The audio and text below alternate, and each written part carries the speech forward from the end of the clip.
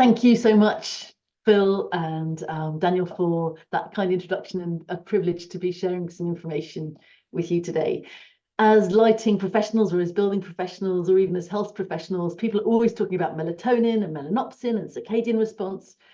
And hopefully by the end of this talk, you will realize that this equation is more interesting and subtle and powerful than anybody ever thought. And as a lighting professional, that gives you lots and lots of ways of thinking about how lighting can support a healthy body clock, but it may not be in the ways that we originally thought. It's much more interesting and complicated than that.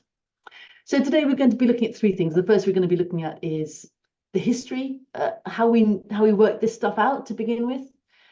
Then we're going to be looking a little bit more about how we are learning new things which are challenging that melanopsin, melatonin, sleep cycle that we all thought was so simple and straightforward.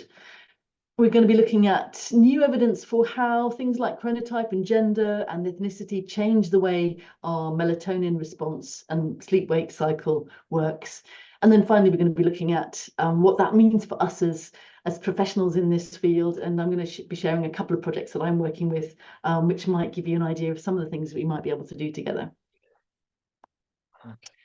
So the first bit of this talk is really about the history and the origins of our understanding of the link between melatonin and sleep and light.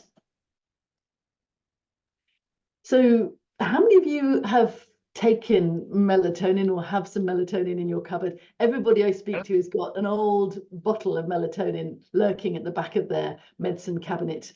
And it really is the most amazingly profitable sector to be in right now. You know, the pharmaceutical industry is making a lot of money out of our obsession with sleep. And perhaps that's not surprising, because poor sleep is a killer. It's also incredibly expensive. This is just one study from Stellenbosch, which suggested that just for one program, if we could improve sleep, the benefits in terms of productivity and loss, fewer days lost to illness and mental health issues would be massive. So we know that if we can improve sleep, even in small ways, we can really improve the quality of save ourselves some time and money. We also know that, particularly for young children, having a good night's sleep makes a big difference to simple things like their ability to digest food and to maintain a healthy BMI. So this is a graphic which shows that young people who got more sleep had a lower BMI. In fact, the ideal was between the 2 and 3. You can see how weighted towards the lower end of the fourth quartile. So a real issue with overweight in students and young people who don't actually get enough sleep. And interestingly, with this study, we found that it was the urban poor children who were really getting the worst quality of sleep due to all kinds of factors. But we can see how using light and creating environments where they can support their body clocks could perhaps make a big difference to their future health and well-being too. And this is just another study. I'm just ramming home the point that sleep really matters, and that's why melatonin is so important to us, or why it's become such an important thing. So if you're able to improve the quality of sleep, you can see that the quality of personal experience goes up. Equally, if you look at things like bodily pain or even energy and fatigue, those and emotion, you can see how worse sleep has an exponentially big effect on our ability to cope in all those different ways. I mentioned students in terms of their ability to kind of, particularly young students, young children, in their ability to digest food and to kind of create a healthy body mass.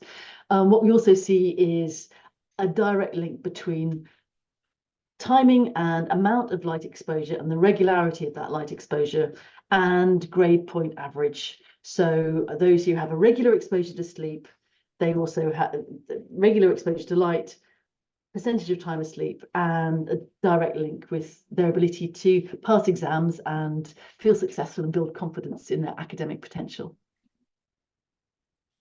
It turns out that this ability to tell the time, and so when to be awake and when to sleep, is ancient. In fact, that ability to tell the time developed before eyes, before any of the things that we now take for granted. We see that in single-celled organisms. And in fact, this is a study where they added the ability to tell the time, sort of an internal clock mechanism.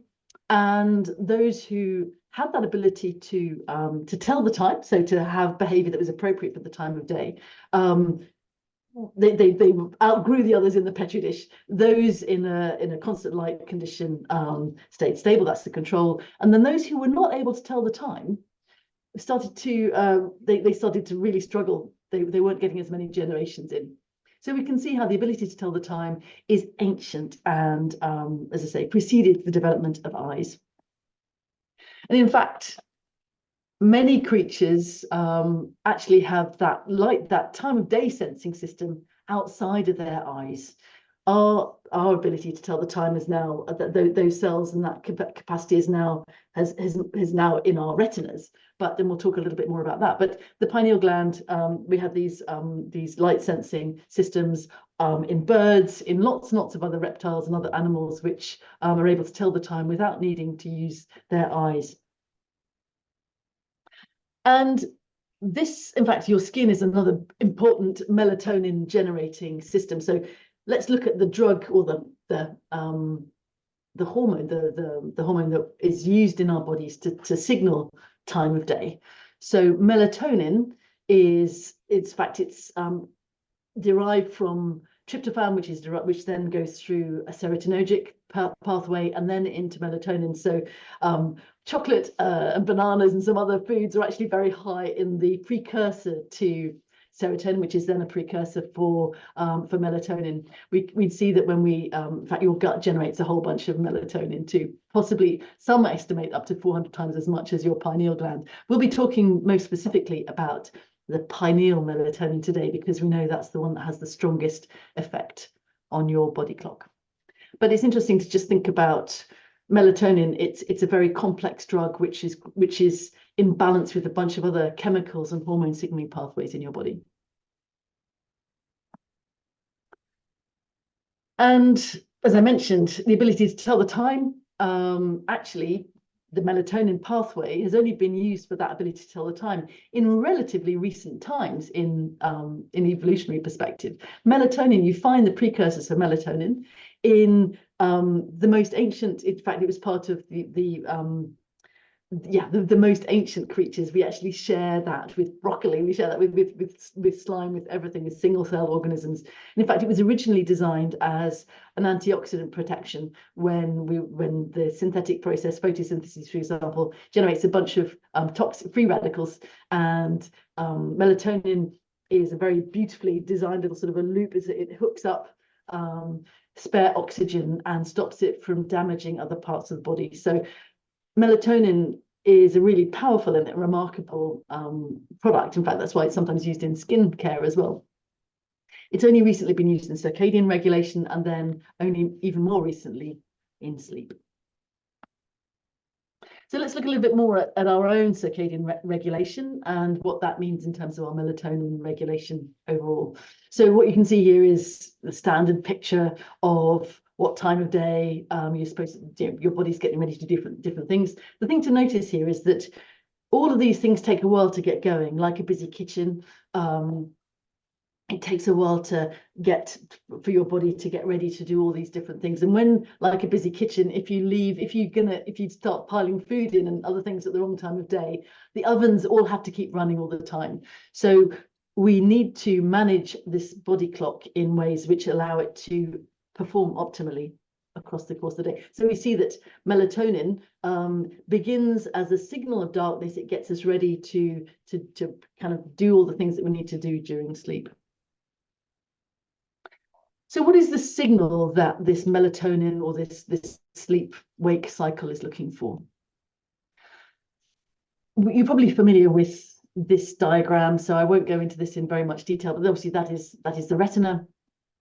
The back of the eye, so we see the retina has rods and cones at the back, and we see signals from the rods and cones rippling up through to the top layer, which is like a relay station really for the optic nerve. And about 20 years ago, scientists noticed or discovered that this top layer is not only a relay station, it also is sensitive to light all on its own. And it turns out that that pineal function, that the function that we saw on the top of the lizard there, has actually migrated to this top layer of the retinal cells, retinal ganglion cells. They are sensitive to light all on their own, which is why they're called intrinsically photosensitive retinal ganglion cells. So that's where IPRGC comes from. And they are sensitive to sky blue wavelengths using a protein called melanopsin. So that's why we call something melanopic lux, for example. It relates to the protein that is in that top, with 5% of the top layer of your retina. And you can see there that the bottom right-hand corner, the way that the spectral, the peak sensitivities overlap with each other. And you can also notice that it's not an on-off response. They're all on the curve. So just to reiterate, melanopsin is a protein in the top layer of the retina. Melatonin is that drug that we use, that our ancestors used as a free radical, mopping up antioxidant. And the way this works then is that the light signal travels down that top layer parallel pathway to the SCN, the suprachiasmic nucleus, which then drives a bunch of cascades across a bunch of other clocks around the body. You're probably familiar with all these, so I won't go into this in much detail. What's interesting, though, is that like those primitive creatures, that the slime that I talked about earlier, this ability to tell the time and that central processing of the non-visual system is actually more developed in the fetus, in the newborn. In fact, it begins in the very first days in the womb, in the first weeks in the womb. We see that that central non-visual pathway, in fact, I've got my brain here with me, that central bit is more developed in the fetus than the visual pathway. And in fact, it seems as though some recent work suggests that this alerting, that first burst of bright light, supports the first breath in a newborn. You can see the lung is collapsed on the left and then open on the right. So we evolved under the sun, and the ability to tell the time is directly linked to specific ways that the sun behaves, or daylight behaves over the day. So we can see that we see this massive rise, this exponential rise in light levels in the morning, and then a massive drop in the evening. And it seems as though not only morning light, but also evening light, and that turbocharged shift in light levels is absolutely critical to setting the body clock. A second thing that we know happens is that the wavelengths of light, because of the way that the sun is traveling through the atmosphere, the wavelengths, or the spectral power distribution, is different at different times of the day as well. Now, this is so that we could mash all of the numbers onto the same chart. You'll see there's a multiplication factor, but it's just so that you can see the pattern or the shapes of the spectral distribution at different times of the day. So from late afternoon to morning, you can see how our brains are evolved to notice quite different patterns of spectral distribution, so different kinds of light wavelengths coming into your eye at different times of day. So we see this massive difference, and what we're now going to talk about a little bit more about is how different the world that we live in today is to that distribution that we designed for. So we see very big differences between the day and night. So at tens of thousands of lux during the day, outside, into starlight, moonlight, and even an overcast night, compared to that little cluster between 200 and maybe up to 1,000 lux that we live in during the day in our normal lives. We also see a big difference in the wavelengths. We looked at that beautiful power distribution of natural light at different times of the day. You can see how artificial light really is very poor when it comes to the wavelengths. In fact, if you look at the sunlight, which is our D65 standard daylight, you can see how the wavelength, the distribution bleeds off the side, which means that there are a bunch of wavelengths that this isn't measuring. Whereas artificial light is designed to deliver visual things which account for the visual system, which means that it's only giving a very limited range of wavelengths, and we're only just beginning to understand how those wavelengths on the edge of the visual field are important. We'll talk about that in a second.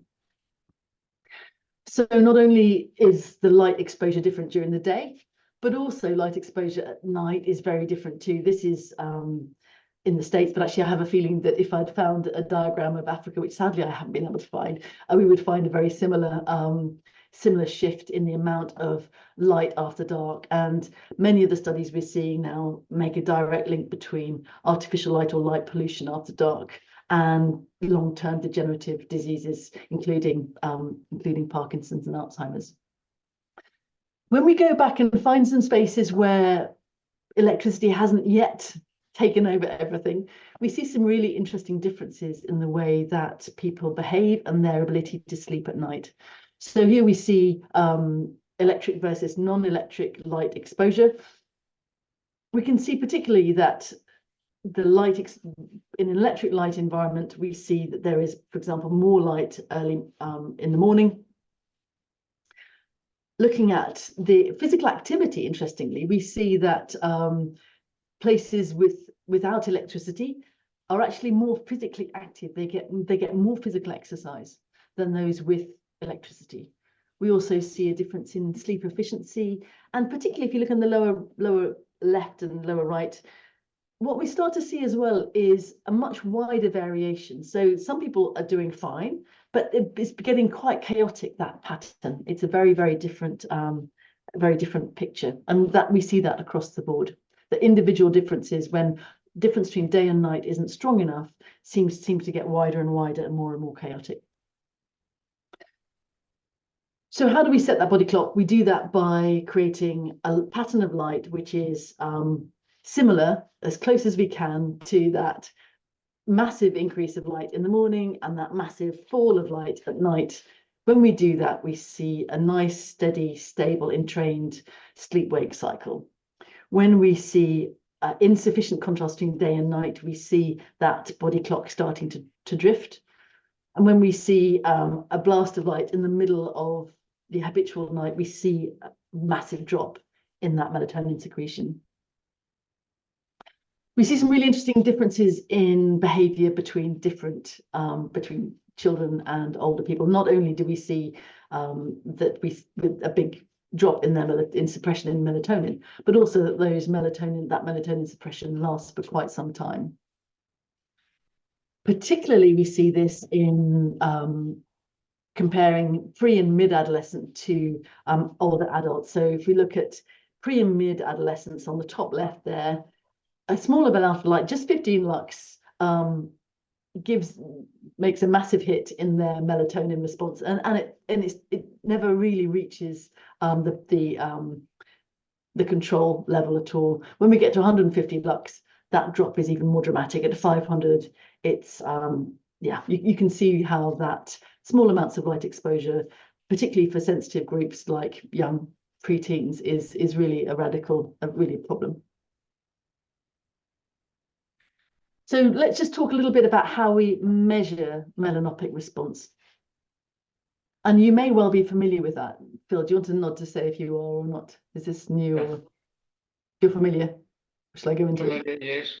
Okay, great. Okay. So you're familiar with this diagram. Thanks. I don't want to kind of teach you guys to. Not everyone.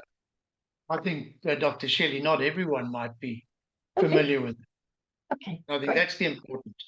Okay. So this is a way of understanding the difference between what we call photopic lux, or the light levels that we're traditionally used to measuring, which is the light system, the amount of light that your visual system is responding to. We call that photopic lux. Think about photograph. Melanopic lux, which is relating to the melanopsin response. Remember that protein in the top layer of your retina? That is shifted towards the blue because those melanopsin receptors are responding preferentially to sky blue wavelengths, which is why melanopic response is shifted to the blue.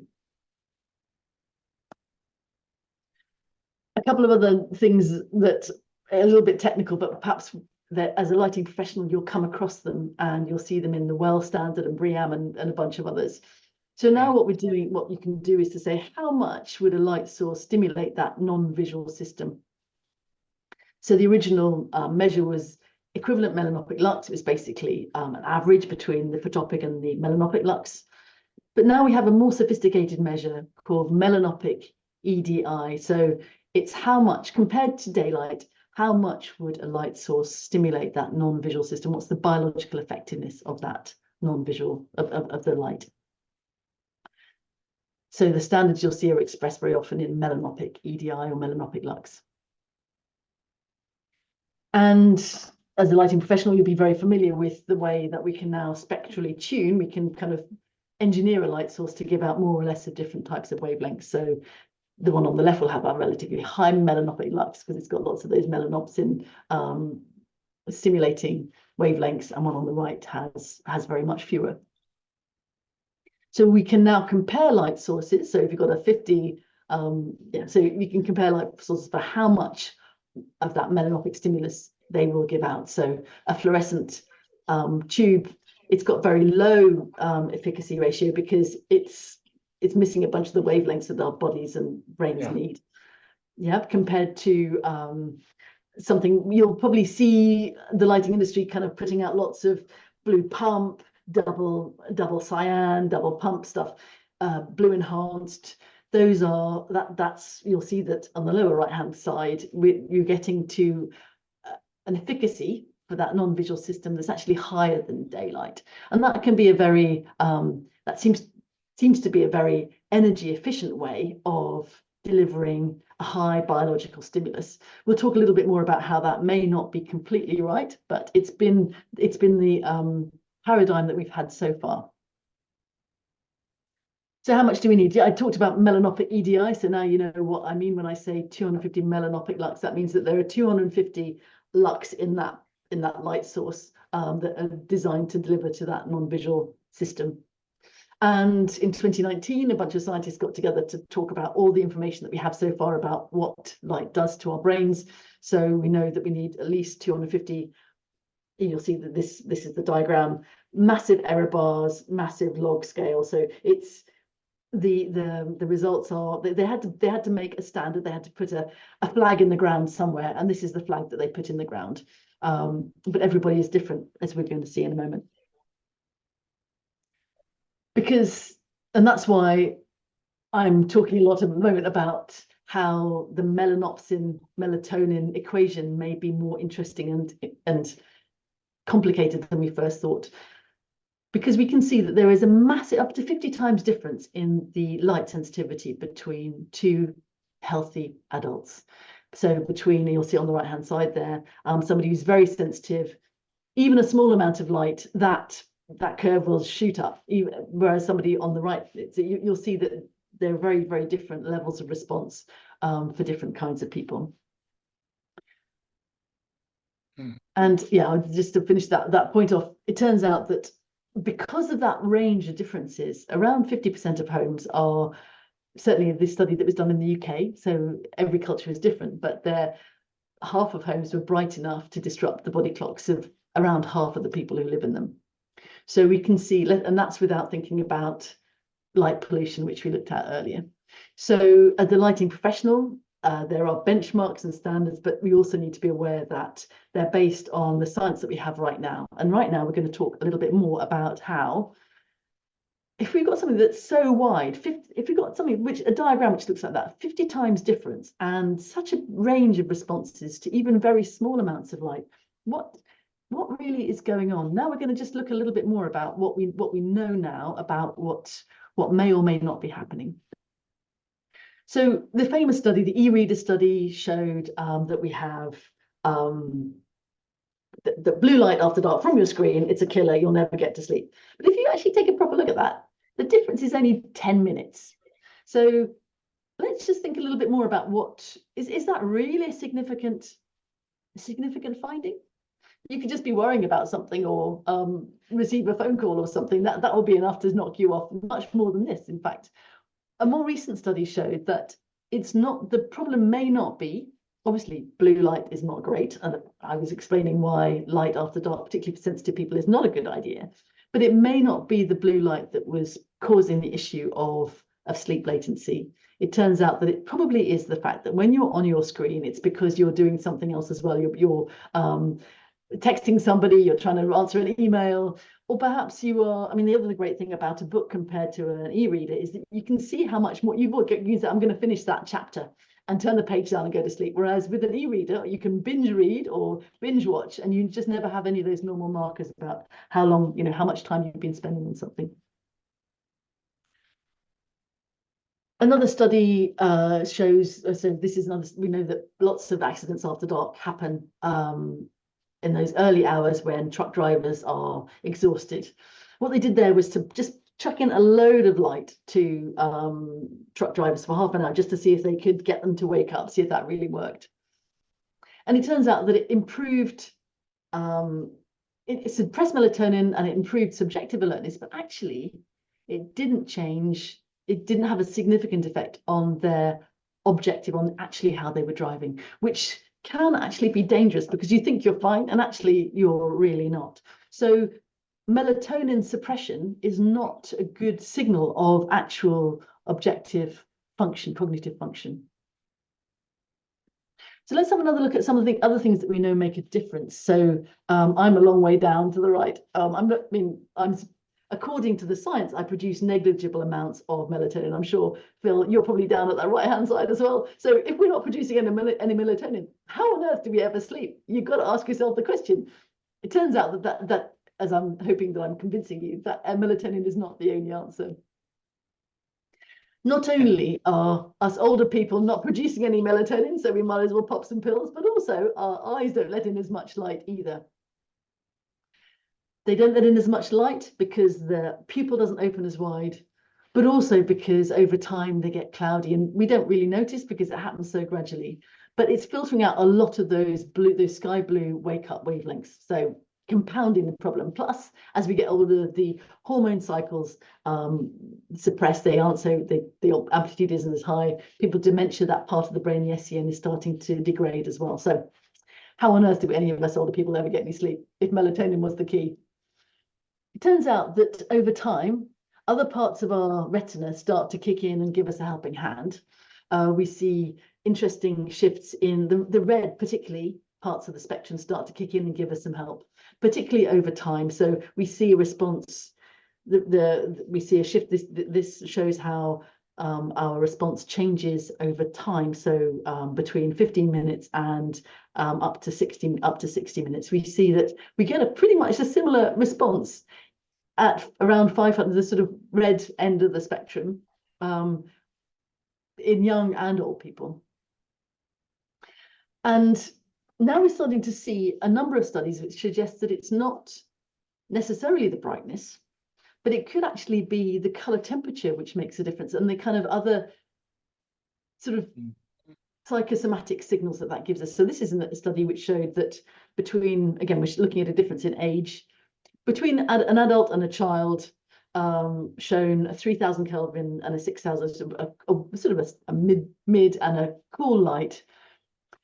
After exposure for an adult, sleepiness didn't change very much. For a child, between a low and a high, sort of between a cool and a warm light, the difference is very, very different.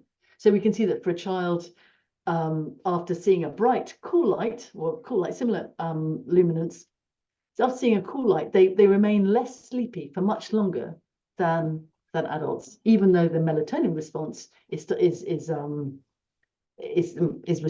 suppressed. So we're seeing some interesting results which suggest that it may not be, and again, it's brand new, so and it's quite small studies, so it's quite hard to really identify exactly what's going on. But we can see that it may be something to do with that feeling of being in a cool light rather than a warm light, rather than the illuminance itself.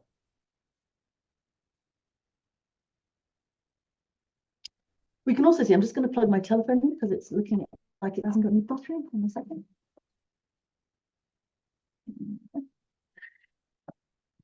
What we also now see is that not only does maybe it's the color temperature, the way something looks, but it could also be the range of wavelengths in the light source. And that might be something to do with the way that the cones are starting to be co-opted with age. There are some other things which might be going on too. So if we look at light sources which have higher color rendering, or sort of a more broadly balanced range of wavelengths, we're starting to see some interesting unexpected results in terms of sleep. If it was just melanopic lux equals melatonin equals sleep, why would full spectrum make a difference? Ask yourself the question. It may be something to do with the way that we now understand there are actually 5 different types of IPRGCs. I'm not going to go into that because that's a bit more detail. It may be something to do with personal exposure and connection with nature. So here we see that 2 rooms, one with a window and one without, even though the white light exposure was very similar in terms of our melanopic lux exposure. Physical activity, if you look back to that electric light versus non-electric light culture, we see that there is a difference in physical activity between people who have access to an outside view and that connection with the time of day, and those who don't. And that seems to have a direct link to quality of sleep at night too. So there's something more complicated going on than blue light, melanopsin, melatonin. And this is another one which is, it's part of this sort of a sequence of these studies which show that between the test room and so with optimized dynamic lighting and daylight, even though we can see that the test room, you're getting your light levels in earlier, but interestingly, we're seeing sleep, mid-sleep, is actually happening. We're getting much more robust sleep and sleeping earlier as well. This is another killer, really, because if we look at shift work, which is obviously where the rubber hits the road when it comes to whether melatonin as a sleep aid is going to help. This one showed that actually melatonin was no better than the placebo. So, I mean, I'm good with placebos. I do them all the time, but you do have to wonder whether melatonin and that melanopic lux is such a direct kind of cure-all when it comes to sleep. So let's look at some other things which might be going on. So there are things like chronotype, gender, and some other things as well. So I'm a very early bird, and actually my body clock is super robust. I've been traveling a lot, and I can pretty much slot in more or less within a couple of days. Whereas some of you listening to this might be extreme late types, and maybe if you travel, you will find that you really struggle to set your body clock up correctly. Turns out that people who are late chronotypes are much more sensitive to light in the evening than us early birds. So that may be, and lots of people I've spoken to say they love that quiet time of the night when it's quiet and quite dark and very soft. And that's probably because you're extremely photosensitive. We can now see that photosensitivity and that night tendency located on a single gene. And we can see how that equates to your basically light sensitivity in some really substantial ways. We also see, for example, a higher risk of insomnia, and actually a higher risk of some other issues as well, including post-traumatic stress. It seems as though people who are late chronotypes really have are much more vulnerable. But that's partly because of the way that we tend to try and burn the candle at both ends, because you want that kind of quiet, gloomy, soft light at night, and then you've got to wake up and get on and listen to Phil and go join one of his courses. So the trick is to be aware of your chronotype and how sensitive it makes you feel. Now we're going to talk a little bit about wavelengths. So I mentioned just now how daylight is such an amazing expanded cycle. What we can see here is that most artificial light sources only deliver a tiny portion of the full electromagnetic field coming off the sun. It turns out that giving people ultraviolet, which many windows block, improves the quality of sleep in some really significant ways. Not only do they feel that they're sleeping better, but also they're more efficient. Infrared, again, interesting. We see, and as your skin is dark, it might be darker. We see the need for more, longer exposure. but we see that it makes a big difference to melatonin expression, which, as I've explained before, is not a proxy for good quality sleep, but it certainly seems to be one way that your body is able to set its clock. Another thing, obviously, when it's hot, turns out that the melatonin, I mentioned before that it has this antioxidant. It's an extraordinary molecule. It's everywhere in your body. Mitochondria, everything is producing melatonin. Turns it out that it changes the way that the vessels in your skin operate that are across your body, which is why core body temperature tends to drop at night. If you can possibly find a way to make your room cool at night, we see a big difference in the ability, in the quality and quantity of sleep. So we see as your core temperature falls, the melatonin expression rises, which then promotes good quality sleep. Another thing which makes a difference is meal timing. I mentioned, you saw earlier how sleep affects your ability to process food, your insulin levels, but interestingly, if you eat at the wrong time or chaotically, then your ability to sleep shifts as well. So your melatonin expression, your gut expresses a lot of melatonin, a bunch of other organs in your body express melatonin. Eating at the wrong time of day makes a big difference, not only to your sleep, but also your anxiety and depression and mood as well. And I guess another thing we can't ignore is culture. Apparently, up to half of your ability to get a good night's sleep is just down to what people tend to do where you live. I know, Daniel, you're in Spain and you probably do a siesta and then sleep at night. So we end up with these, some cultures have biphasic sleep, but it's interesting to think that melatonin expression is only part of a bigger picture, which includes your culture. And I guess the final part of that is to say we have that circadian arousal, which is the sleep, which is the light exposure. And then we have this homeostatic sleep pressure, which is a sense of how long you've been awake during the day. So that's outside view, that's meals, that's exercise, that's physical activity, as we were looking at earlier. So, and it's also physical temperature, or shifts in temperature. So as a lighting professional, we're just going to talk a little bit more about how we can combine all those things together to improve circadian health in a couple of different settings that I'm working in. So yeah, let's just talk a little bit more about that.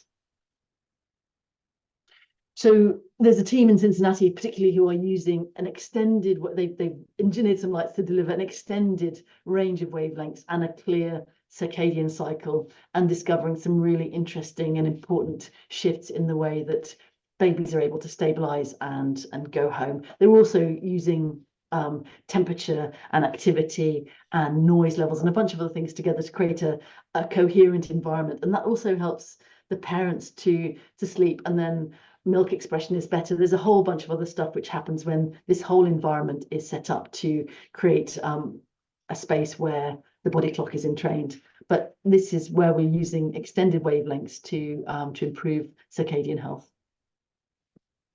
Looking at dynamic lighting in control rooms. So this is a study in a control room in Spain.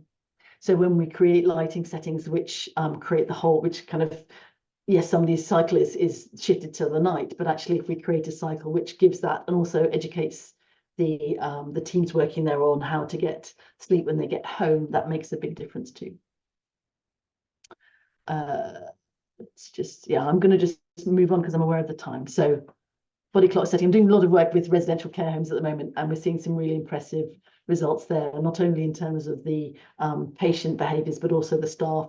One of the things that we're seeing is that staff are then able to do, all the residents are much more engaged, they're much brighter, they can do much more with them in the day, which ends up being a great positive cycle. So they're tired by the time it's time to go to bed, and they sleep better, they don't fall over. It's a really positive story. So what we're looking at is how we can create zones where the staff feel they can do their jobs effectively and correctly, while also supporting the sleep of the students, of the patients.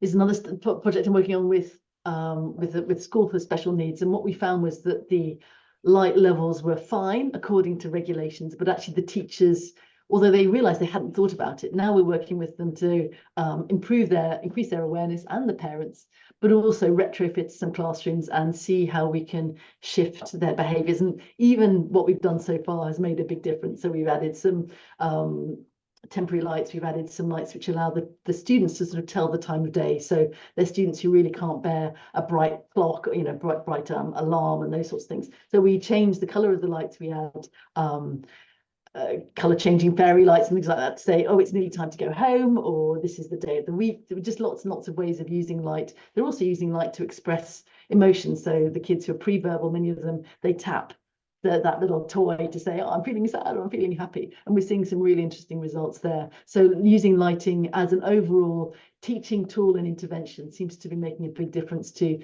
the students and to the teachers, and ultimately to the overall families that support them. And finally, a project with a housing association. I'm working with them to create an environment where they feel more comfortable, they feel more supported. We're getting some really interesting, we've reduced the amount of glare from spilled lights, just shifting the atmosphere in the corridors, changing the color of the paint and the quality of the paint so that it's not so glary and so boring, adding bollards which light downwards to the pathway rather than glaring in the eyes, adding some focus spotlights at the end of corridors so you know which corridor you're in, reduces disorientation, and just seeing a really positive loop where the residents feel more comfortable, they feel they can go out and socialize in social areas, they go out in the evening and come back and don't feel so nervous about crossing that little garden that they have at night. And that seems to be supporting an overall sense of well-being, which ultimately leads to better sleep and health and happiness too. So melatonin, miracle drug. Maybe not. I think lighting has much more to offer than just boosting melatonin. And in fact, this study had a look at the content of melatonin tablets and found that there was a massive variation, even within the same brand, in the amount of melatonin in the tablet to start with. A whole bunch of other stuff, including caffeine, sugar, and serotonin, were in these tablets. So you may be tempted to reach for a melatonin bottle, but it may not deliver the results you hope for, particularly because it may not even have very much melatonin in it to start with. So, a summary. I hope you now know that where melatonin came from. It comes from our ancient ancestors, and the need to tell the time is something that's so critical that every single cell in your body can do it, but actually it's something we share with even single-celled organisms, including plankton. I hope you now know that melanopsin, melatonin, sleep link is more complicated and interesting. It doesn't mean that it doesn't exist. It simply means that we need to treat it with care and respect. That other things in your environment, including your culture, temperature, food, and your chronotype, make a big difference to your ability to manage your body clock and that circadian entrainment through melatonin. And that as a lighting professional, you can do so much more than chuck in a bunch of melanopic lux or to support your clients and your community to kind of feel more connected with the day-night cycle, with all the great things that brings. So thank you very much indeed. I will stop.